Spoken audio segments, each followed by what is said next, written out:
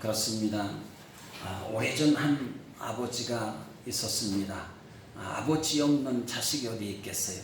그 아버지의 자식 사랑이 없는 그 아버지가 어디 있겠습니까? 근데 그 아버지에게 한 아들이 있었습니다. 그런데 아버지의 마음에 썩 들지 않고 아버지의 마음을 속상하게 하고 힘들게 하는 소위 불량 청소년이었다는 것입니다. 그래서 이 아버지는 어떻게 하든지 간에 이 사랑하는 아들을 좀 사람 좀 만들어야 되겠다, 이 생각을 가지고는 그야말로 턱망 높은 랍비를 찾아가서 아들의 교육을 부탁했다는 것이죠. 랍비가 흔쾌히 승낙을 하고는 소년의 집에 기거하게 되었어요. 소년을 만났습니다. 많은 대화를 나눴습니다. 그리고 소년의 잘못된 것이 무엇인지, 또 소년이 잘할 수 있는 것이 무엇인지 하나하나 짚어가면서 그 소년을 바르게 교육하기를 애를 쓰셨다는 것입니다. 근데 처음에는 소녀가 이 랍비 스승이잖아요. 선생님 말씀을 잘 듣는 것 같았어요. 뭔가 좀 내가 잘 온 것 같다. 스승을 잘 만나고 제자를 잘 만나고, 그래서 참으로 기쁜 마음이 넘쳐나고, 어쩌면 의욕이 이 소년을 참 관심 있게 잘 가르치면 사회에 훌륭한 인재가 되고 어쩌면 하나님께도 크게 쓰임받는 존귀한 사람이 되지 않겠는가, 이런 생각을 갖게 되어졌던 겁니다. 그런데 며칠 가지 않아서 또다시 나쁜 짓을 하더라는 거야. 또다시 나빠지고 원점으로 돌아가고, 다시 세워놓으면 또다시 원점으로 돌아가고, 또 생각이 잘못되어지고, 이렇게 되더라는 거예요. 그래서 랍비는 하도 안 되겠다 싶어서 한두 달 지나가면서 단 한 번의 꾸중도 하질 않았다는 것입니다. 뭔가 가르치려고 뭔가 꺼내지도 않고 침묵으로 일관하면서 지내게 되었다는 것이죠. 아버지가 가만히 보니 그런 거예요. 처음에는 아들이 쌀박하게 달라지는 것 같은데, 근데 다시 원점으로 돌아가는 아들의 모습을 볼 때에 랍비가 아들을 교육하지 않냐고, 랍비가 침묵하고 무관심하는 모습, 무관심하는 것 같아서 아버지의 마음은 아팠고, 또 랍비 스승에게 불만은 없지 않아 품게 되어졌다는 것입니다.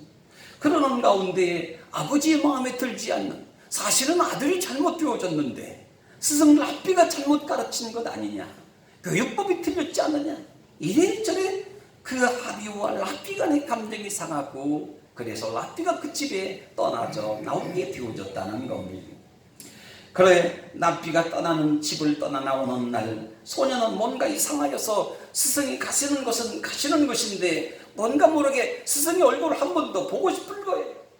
전송인지는 모르겠지만 한 번 밖으로 나가고 싶어서 밖으로 나갔더니 랍비 스승님이 현관에 앉아서 신발끈을 묶고 신을 신고 있는 그 와중에 있었던 거예요.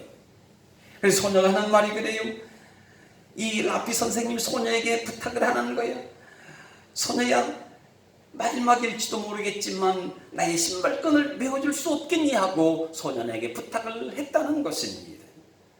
그 소년은 작별마당에 그 정도야, 신발 정도야, 끈 아플 정도에 매줄 수가 있지, 그것도 뭘 못해줄 수 있겠느냐 하고는 허리를 구부려서 랍비의 신발 다 신겨지지 않는 그 신발을 도와서 신게 하고, 또 신발끈을 메어주기 시작했다는 것입니다.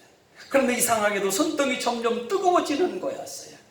신발을 매는데 어쩐지 모르게 따뜻한 기운이 손등에 올려져 있는 거예요. 그래서 소녀는 놀라운 감정을 가지고 랍비의 얼굴을 쳐다봅니다.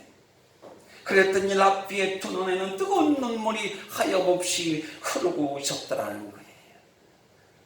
그 랍비의 두 눈은 그렇게 이 아들이 변화되고 새사람 되고 인간다운 인간의 삶을 살고, 그야말로 나쁜 불량 인생이 아니고 선량한 인생으로 사람들에게 인정받고 존중받는 사람으로 성장하기를 간절히 바라는, 정말로 애절한 사랑하는 마음으로 교육을 시켰는데, 신목하다가 그 마음이 가슴에 정말 변화되지 않는 그 마음, 안타까운 마음을 끌어안고 떠나는 그날, 그 눈에서 왈칵하면서 랍비의 눈에서 눈물이 떨어졌을 때 그 소녀의 손등에 그 눈물에 뜨거운 눈물이 떨어졌다. 그래, 그 눈물로 인해서 이 소녀는 랍비가 나를 진정으로 사랑하셨구나, 나를 사람 되게 하려고 그렇게 애를 쓰셨구나 하는 뭔가 가슴 뭉클한 그 소년이 어린 나이였겠지만 마음의 변화를 가져오고 다른 삶을 살게 되어졌다고 하는 이야기가 있습니다. 오늘 인간이 눈물을 흘린다고 하는 것은 무엇일까요? 분명히 이유가 있을 거예요. 여러분, 우리가 울고 싶을 때가 있잖아요. 울고 싶을 때 있어요. 왜 울 수밖에 없을까요? 분명히 남모로 눈물을 흘렸던 적이 있을 거예요. 그렇죠? 저도 울 때가 있어요. 군산에 와서 눈물을 몇 번, 서너 번 흘렸던 것 같아요.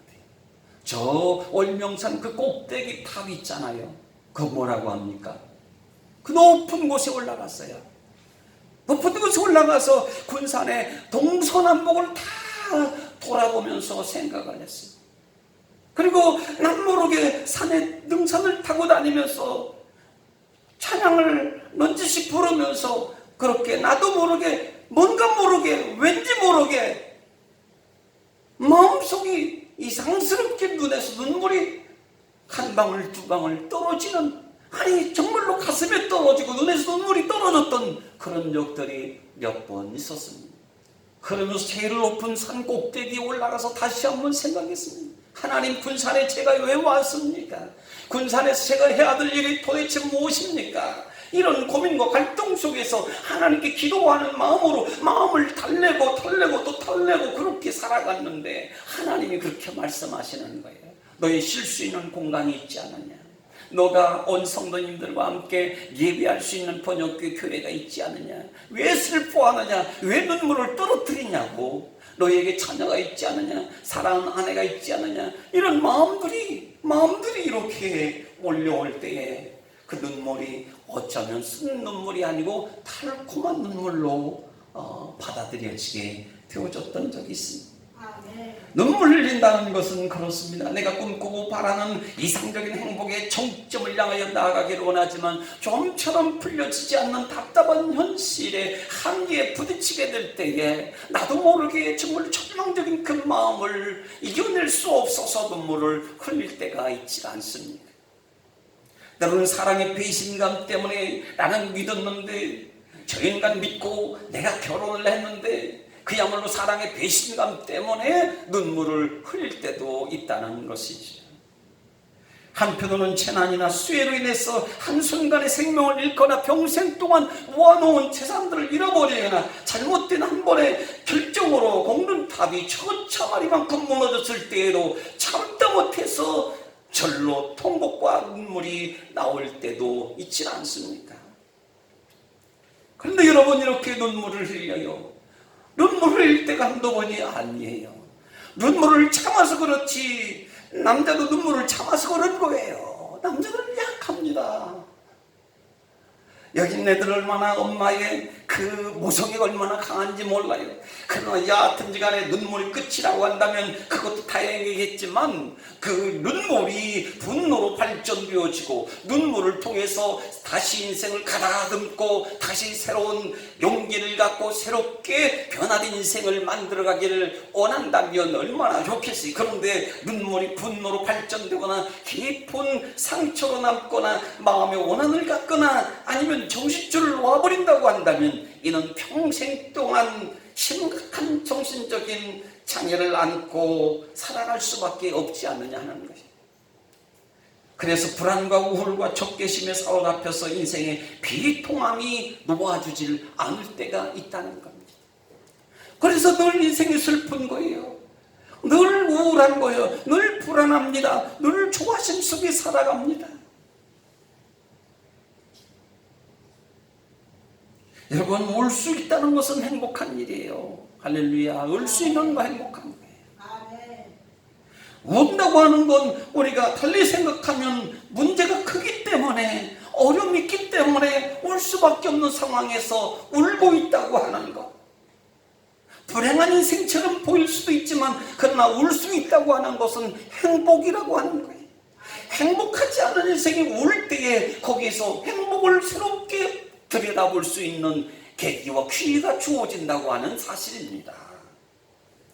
어찌하여 마음 깊은 곳에 울분이 쌓이고 내가 왜 이렇게 살아야 하나. 번민과 괴로움이 병이 되고요, 분노의 감정이 퇴적되어 실성한 사람처럼 살고 있다면 왜 그럴까요? 그건 울 줄 모르기 때문에 그런 거예요. 여러분, 울지 않는 거, 눈물을 토해내지 않는 거, 이것처럼 큰 병은 없어요. 큽니다.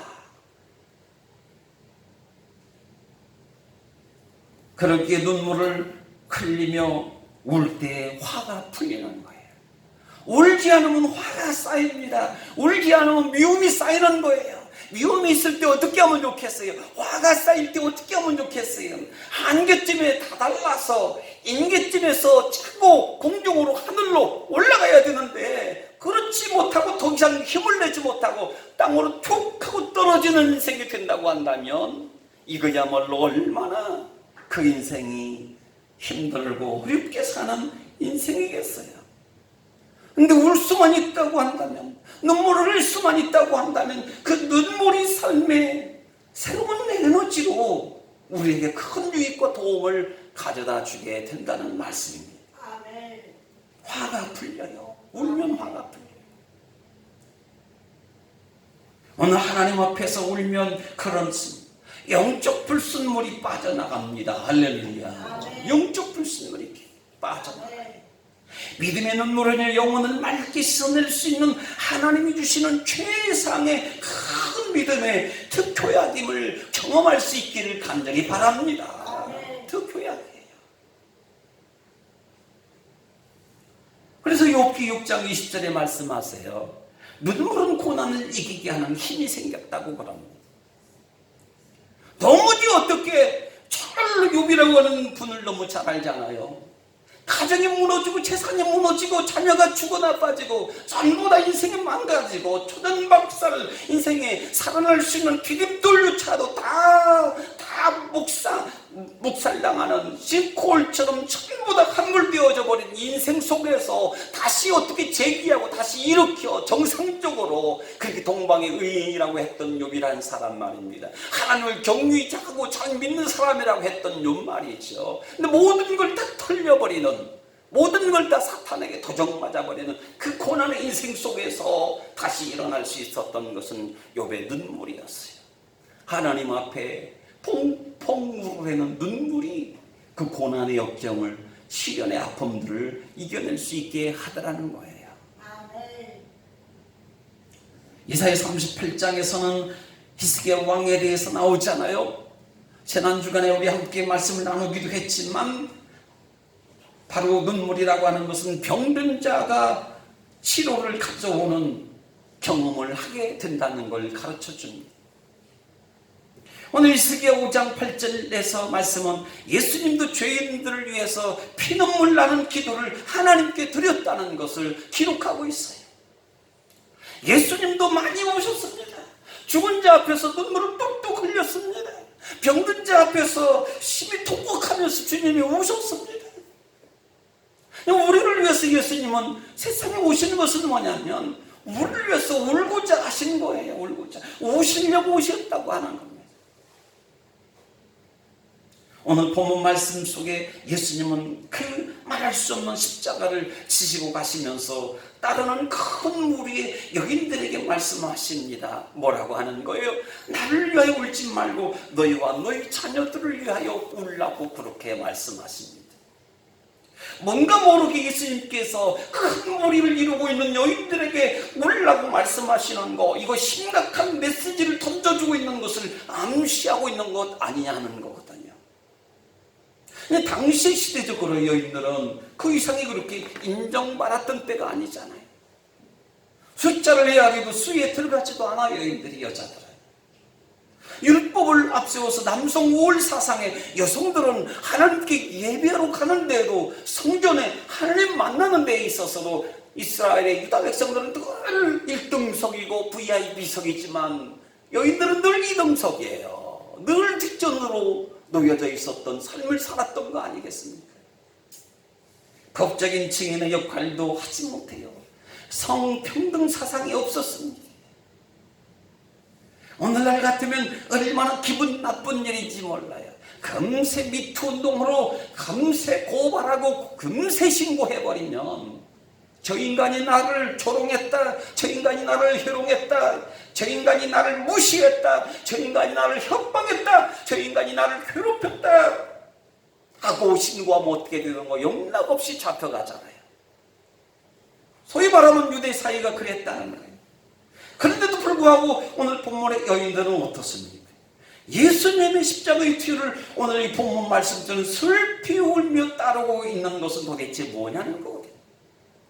무시당하는 여인들이에요. 예수님을 뒷전에 바로 쫓아가기에는 부담스러운 여인들입니다. 받아들여지지 않는 여인들이었습니다. 참으로 연약한 여인들이었지 않습니까? 새로운 각도의 새로운 모습을 보자는 그런 거예요. 평소에는 남자들이 예수님 곁에 바짝 붙어서 사역할 때 그렇게 쫓아다니고 여인들은 저만치 멀찍이 예수님 말씀을 들어 담기도 하고 이렇게 생활을 했습니다. 그런데 예수님 십자가를 지고 가는 그때에 오늘 장면에 나와 있지만 그때는 남성들이 없어요. 남자들이. 예수님 측근에 가장 가까이 예수님이 무슨 보디가드가 보호자가 되는 양 예수님 가장 친한 것처럼 그렇게 아주 가까이 따라다녔던 그 남자들이 말이죠. 예수님의 그야말로 편정의 편이고 예수님을 위한다고 하는 그 사람, 그 남자들이 도대체 어디로 갔는가? 십자가에 지고 가신 예수님 그 직전에 한 사람도 남자를 찾아볼 수 없었지만 오늘 성경에 누가 있는 거예요? 그렇게 무시당하고 과시당하고 없이 당했던 그 여인들이라고 한다면 그 여인들이 예수님 뒤를 슬피 울며 따르고 있는 거예요.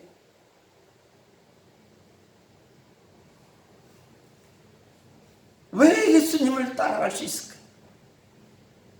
어찌 남성들은 다 떠나가 버렸는데 여인들이 예수님을 따라갈 이유가 도대체 뭐냐? 바로 예수님은 남존 여비 없이 성차별 없이 동등하게 존중해 줬다. 주님이 공생에 하실 때 주님이 나를 여인들을 품어주셨다는 거예요. 감싸 안아주셨다는 것을 여인들은 잊을 수가 없습니다. 예수님이 사역을 통해서 주님께 받은 그 은혜를 생각하자면 헤아릴 수가 없는 거예요. 귀신 들린 나를 귀신 쫓아주시고 건강을 치료해 주신 주님을 잊을 수가 없습니다. 나로 하여금 주님께 나의 것을 깨뜨려서 하나님께 드리게 하시고 나의 머리카락 주님을 씻겨 또 주님의 더러운 먼지를 털어드릴 수 있게 하셨던 그 영광스러움을 경험케 하시고 나를 받아주셨던 그 주님을 도무지 잊을 수가 없는 겁니다. 타인은 누구는 다른 외인은 동족은 형제는 백성은 죄지음은 무시하고 죄인이라고 돌들어서 죽이려고 했던 그 여인도 예수님이 죄 없다 하고 내가 너를 인정하니 편안하게 가라고. 주님께 받은 것이 너무 많았어요. 그래서 주님을 지금 따라가고 있는 거예요. 오늘 골로새 3장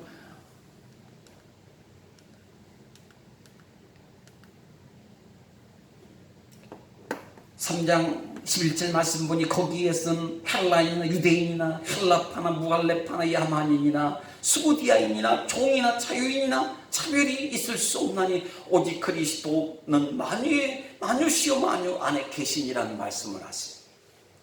차별이 없다는 거예요. 간혹 우리는 차별할 때가 있잖아요. 나와 너와 다르다고 생각할 때가 있잖아요. 나도 모르게 무시할 때가 있어요. 바꿔 생각하면 내가 무시당할 수도 있는데 나도 모르게 타인을 무시한다. 있을 수가 없는 일이에요. 그리스도 안에 있는 그리스도인이잖아요.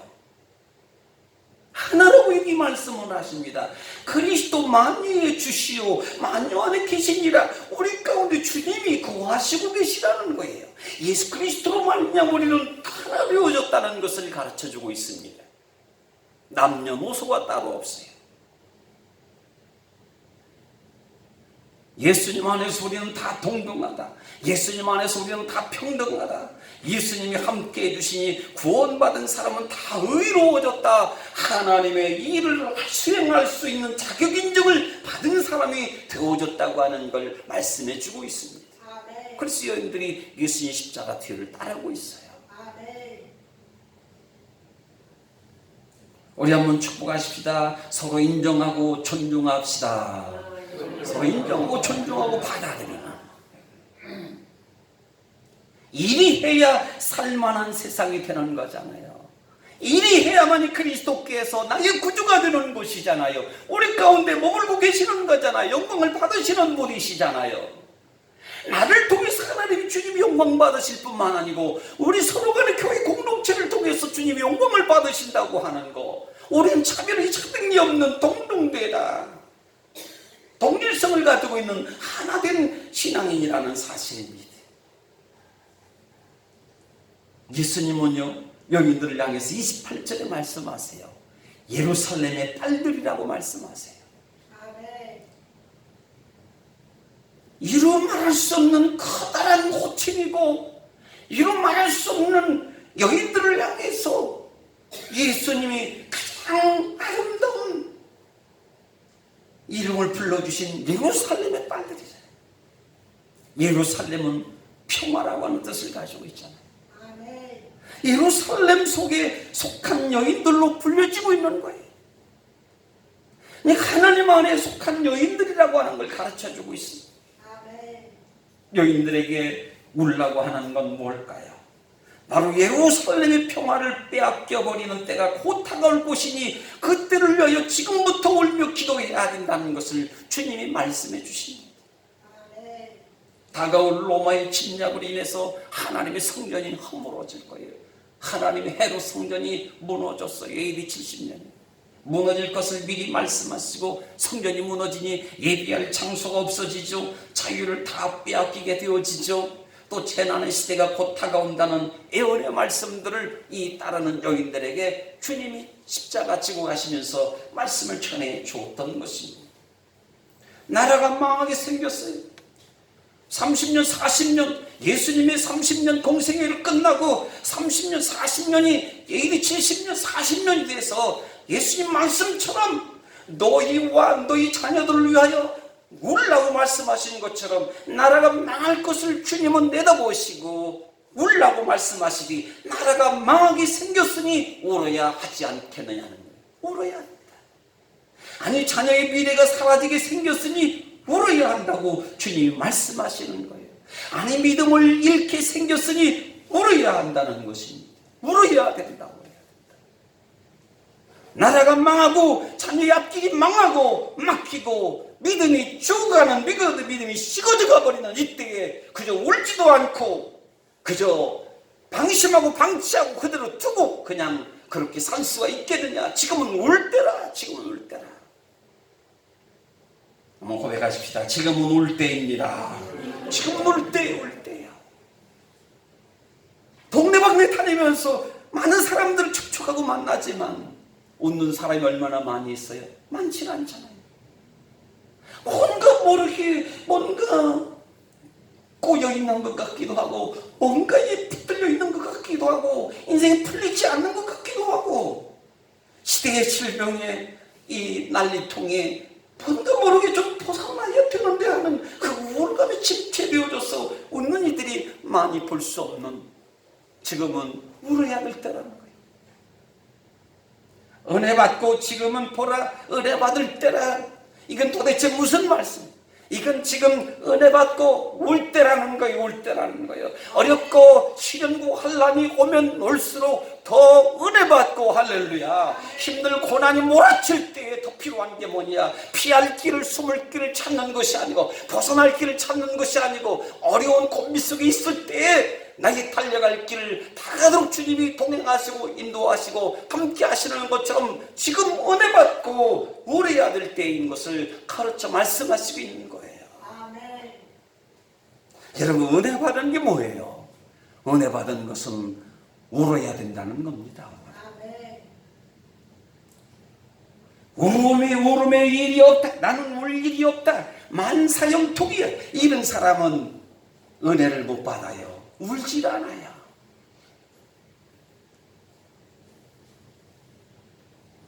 그래서 누가복음 오늘 16장 21절에 같은 말씀을 하잖아요. 같이 읽어보게요. 시작. 지금 우는 자는 복이 있나니 너희가 웃을 것이니라. 뭐가 복이 있는 거예요? 우는 게 복이라는 거예요. 울고 나면 복이 쫓아오고 울고 나면 복이 따라온다는 거예요. 근데 웃기 위해서 우는 날을 가져야 됩니다. 웃기 위해서 우는 거예요. 웃기 위해서. 여러분, 우리는 흔히 웃으면 복이 온다고 그러잖아요. 아닙니다. 지금 웃는 자들이 있느냐 울으라고 말씀하고 있어요. 우는 자들이 있느냐 그러면 웃으라고 말씀하시고 있어요. 웃기 위해서는 울어야 된다니까요. 시대가 가면 갈수록 오직 믿음, 오직 말씀, 오직 하나님의 영광이라고 하는 절대가치 절대 진리에 대항을 하면서 진리의 보편성을 주장하는 종교 타원화가 더더욱 기승을 부리는 이런 시대를 살아가지 않습니다. 앞으로 10년 후면 이슬람교가 기독교를 훨씬 더 능가하는 그 숫자적으로 앞서간다는 데이터 설문이 나와 있어요. 기독교가 자꾸 죽어간다는, 그 자꾸 수가 줄어든다는, 이슬람교요 얼마나 열심히 하는지 말이에요. 그야말로 하루에 5번씩 3번 이상 새벽, 오전, 점심, 저녁 때 저녁 할 것 없이요 그걸 얼마나 화를 불어요. 성지순례 갔더니 이슬람 사원에서요 시간만 되면 하루에 3-4번씩 4-5번씩 나팔 소리가 나요. 하고는 저게 도대체 무슨 소리냐고 물어봤더니 이슬람들이 기도하는 시간이라고 나팔을 분다고 그러더라고요. 그러니 이슬람교가 기독교를 앞설 수밖에 없잖아요. 뭐 때문에 오는지는 모르지만 자신들만이 가지고 있는 고유한 신앙관이 있겠지만 알라 신이 됐든 뭐가 됐든지 간에 어떤 종교를 가지고 코란 종교이 됐든 뭐가 됐든지 간에 저들이 믿는 바에 대해서, 그들이 믿는 하나님, 그들이 믿는 신에 대해서 얼마나 울고 기도하고 그렇게 나팔을 불고 그러냐는 기독교가 밀려날 수밖에 없는 거죠. 우는 인생이 앞서가는 인생이 되리라 믿습니다. 우는 인생이 앞서갈 수가 있어요. 종교는 다 똑같다는 것이잖아요. 현대를 가리켜 초연결 시대라고 이야기를 해요. 하이퍼 커넥션 시대라고 이야기를 해요.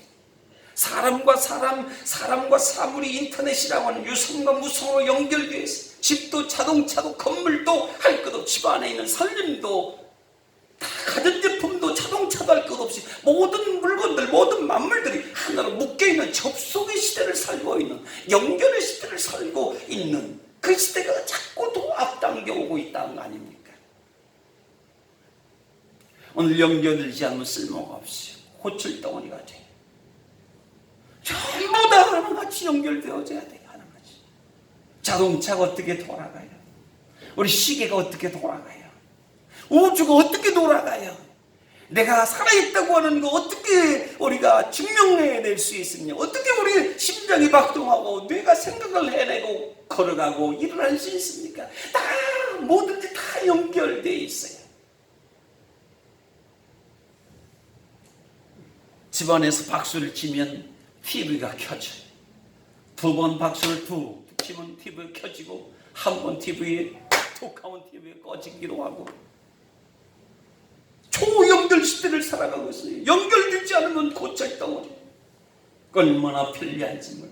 그런데 편리한 만큼 문명의 진화만큼이나 문명과 접속되는 만큼이나 눈물이 말라버리고 기계처럼 마음이 뻣뻣해지고 굳어져 버리고 만다는 것 아니겠습니까? 자꾸 세상의 기계의 문명에 이러한 IoT 할 것 없이 이런 IoE 할 것 없이 이런 접속의 시대에 계속 우리가 접속하고 연결되어져 가고 그렇게 되어지면 우리의 마음이 그야말로 굳어진다는, 눈물 없는 신앙은요 메마를 수밖에 없어요. 메마릅니다. 눈물을 흘리는 것은 사치가 아니에요. 정말 눈물을 흘리는 시간이 필요한 거거든요. 돌스토이는 그의 작품에서요 부활해서 자신의 정서적 존재의 각성을 기뻐하는 눈물이 선한 눈물이라고 하는 유명한 말을 하면서, 우리는요 하나님과의 온전한 믿음의 접속을 위해서 눈물을 흘리며 우는 이 기도가 따라와야 될 줄 믿습니다. 하나님과 접속하기 위해서, 하나님과 만나기 위해서 말입니다. 오늘 찬양의 눈물의 기쁨이 또한 따라와야 될 줄 믿습니다. 오늘 나의 슬픔을 받으시고요, 나의 답답함을 풀어내는 하나님 앞에 울어야만이 내추럴한, 가장 자연스러운, 가장 나다운, 가장 개성적이고 독특한, 부드럽고 말이죠, 자신에게 또한 이웃에게 친절할 수 있는 북적인 생으로 삶의 만족도를 최대로 끌어올릴 수 있는 평화로운 세계관을 가지고 살아가게 되어 있다는 이야기예요. 아멘. 눈물은 그래요 하나님을 향한 마음 기울이기입니다. 하나님을 향해서 내 망가진 인생을 눈물을 쏟아가면서 하나님 앞에 내 마음을 기울이는 시간, 그때 하나님은 견인력을, 나를 끌어가시는 견인력, 은혜를 베풀어 주신다. 여러분, 눈물은 마음의 독성을 뽑아내는 힘이 있어요. 아무리 노력해도 마음의 독성이 뽑히질 않아요. 병원에 가서 주사를 맞아도요, 이 마음의 독성이 뽑히질 않아요. 마음속에 해로운 거, 내가 타인에게 해를 입히든 내가 해를 입히든지 간에 이 독소가 뭘로 뽑혀지는 거예요? 눈물로 뽑히는 거예요. 눈물로 치료되는 거예요. 엄청난 축복의 선물이에요. 우리는 그 사실을 알아야 될 줄 믿습니다. 근데 다른 방법을 취할 때가 많잖아요. 울어야 되는데 울질 않아요. 어린 아이들이 장터에 나가서 춤을 추고 국악을 울리고 북을 치고 꽹과를 울리지만 사람들이 웃질 않는다고, 함께 춤추지 않는다고 그러잖아요. 그 어린 아이들은 슬퍼 울 때에 함께 따라서 울지도 않는다고 주님이 통곡했던 적이 있잖아요. 왜 그럴까요? 사람의 마음속에 독소가 있으니까 그래요. 독소가 있으니까 하나님과의 접속이 이루어지지 않냐고, 세상과의 지나친 접속과 세상의 밀접한 관계 속에서 세상에 떨어지면 살 수 없다고 하는 그 강박관념에 시달리고 세상에 이거 놓치면 안 된다고 하는 그러한 불안과 초조감 속에서 하나님 관계에 밀접한 접속이 이루어지지 않느냐 하니까 우리의 마음이